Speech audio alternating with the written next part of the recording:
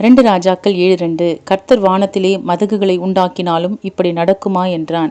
கிறிஸ்துவுக்குள் பிரியமானவர்களே, சீரியாவின் ராஜா சமாரியாவிலே முற்றுகை போட்டதினால் சமாரியாவிலே மிகுந்த பஞ்சம் உண்டாயிற்று. அப்பொழுது ராஜா ஒரு மனுஷனை எலிசாவினிடத்தில் ஆள் அனுப்பி விசாரித்த பொழுது, எலிசா, கர்த்தருடைய வார்த்தையை கேளுங்கள், நாளை இந்த நேரத்திலே ஒரு மரக்கால் கோதுமை மா 1 சேக்கலுக்கு விற்கப்படும் என்று சொன்னபோது, பிரதானி ஒருவன், கர்த்தர் வானத்திலே மதகுகள் உண்டாக்கினாலும் இப்படி நடக்குமா என்றான். தேவன் சீரியாவின் மேல் இராணுவ இரைச்சலை உண்டு பண்ணினதனால் இராணுவத்தினர் எல்லா பொருட்களையும் விட்டு ஓடிப்போனார்கள்.